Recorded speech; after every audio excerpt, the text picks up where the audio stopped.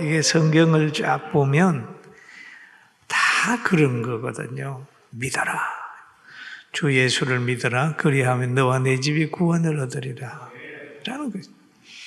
가정의 형통도 믿음이거든요. 그 다음에 이겨라 하는 거죠. 예수님이 이겨난 거기 때문에 믿음으로 하면 다 이겨요. 다윗이 골리앗을 이기고, 다윗이 또 사울을 이기고, 또 원수 마귀를 이기고 다 이기는 거예요. 의로 죄를 이겨나가는 거죠. 그 다음에 싸워야 되잖아요. 이게 믿어라 하고 싸워라. 어둠의 세력과 싸워라. 그리고 감사하고 순종하는 그런 진리를 우리는 늘 고백하고 있습니다.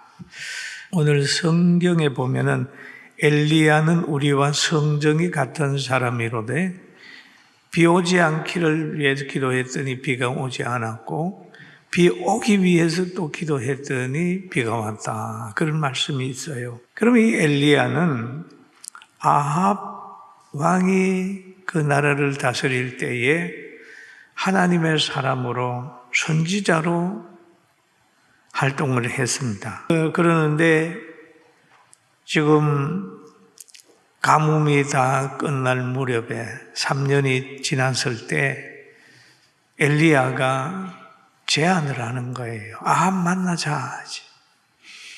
그래서 아합 밑에는 여호와를 경외하는 오바다라고 하는 사람이 있었는데 오바다를 불러가지고 나 아합 만나게 좀 해달라 그랬죠. 그러니까 오바다가 그러는 거예요. 나는 여호와를 경외하는 사람입니다. 그러면서 이세벨이 선지자를 죽일 때에 여호와의 선지자 중에 50명석 두 팀을 굴에서 숨겼습니다. 그랬어요. 그 열왕기상 18장 13절에 기록되어 있는 말씀이에요.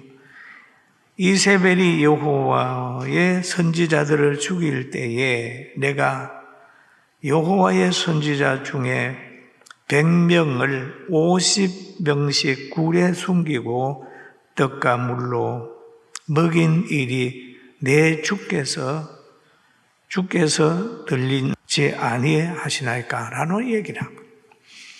그러면 이때는 뭐냐 하면 아합 정권 속에서도 오바다 같은 사람이 있어요. 그래서 이세벨이 선지자를 죽일 때에 선지자를 보호한 오바다가 있었습니다. 우리나라도 악한 정권에서라도 믿음 좋은 사람들이 거기에 할 수 있죠. 교회 편을 들고 그런 것처럼 그때도 그런 일이 있었어요. 그래서 엘리야하고 이제 아합하고 만났습니다. 오바다의 역할로 만나니까 엘리야를 아합이 만난 다음에 이런 얘기를 해요. 열왕기상 18장 17절에 보니까 엘리야를 볼 때에 한번 읽어보면 시작. 엘리야를 볼 때에 아합이 그에게 이르되 이스라엘을 괴롭게 하는 자여. 그럼 아합이 그 엘리야를 보면서 이스라엘을 괴롭게 하는 자라고. 그렇잖아요. 어떤 사람은 교회를 보고 통일을 방해하는 세력이라 그런 엉뚱한 사람 있잖아요. 뭐 교회 신앙생활하는 건 앞편이다 뭐 이렇게 교회를 막 미워하는 사람 있잖아요. 이건 악한 사람입니다. 교회 욕하면은 요거는 아합 정권과 같은 거예요. 그러니까 엘리야가 대답을 합니다. 내가 이스라엘을 괴롭게 한 것이 아니라 당신과 당신의 아버지 집이 괴롭게 하였으니 이는 여호와의 명령을 버리고 당신이 바알들을 따랐습니다. 그리고 사람을 평가할 때도 보면 어떤 가치관으로 보느냐에 따라서 악인을 좋게 보고 선인을 악하게 볼 때도 있어요. 그러니까 우리는 성경적 세계관을 가지고 세상을 보고 사람을 봐야 바른 선택을 할 수가 있습니다. 그러니까 엘리야가 제안을 하는 거예요. 백성들도 그렇고 왕도 그렇고 모든 사람들이 하나님과 바알 사이에 머뭇거리고 있다는 거죠. 그러면은 우리가 그러면 바알이 참신인지 하나님이 참신인지 한번 시험해 봅시다. 그래가지고 엘리야가 아합에게 제안을 합니다. 바알 선지자들을 다 모으십시오. 선지자들을 모아가지고 기도했을 때 불을 내리는 신이 참신으로 그렇게 보게 하자. 그러니까 아합이 선지자들을 다 모았어요. 모았는데 바알 선지자는 몇 명이 왔느냐 하면 450명 모였어요. 또 아스레 선지자도 있죠. 그런데 참여하는 걸 보면은 바알 선지자들, 왕이 얘기하니까 뭐 다 오잖아요.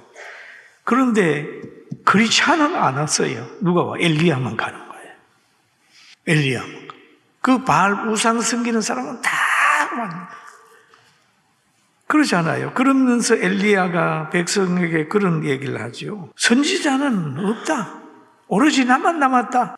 그렇게 얘기하고 1대 450명으로 해서 갈멜산에서 막 불을 내려달라고 기도를 하고. 그러니까 바알 선지자들은 하늘에서 불을 못 내렸는데 엘리야의 기도를 들으시고 하나님이 엘리야가 정성들여 만든 그 제단에 불을 확 내렸어요.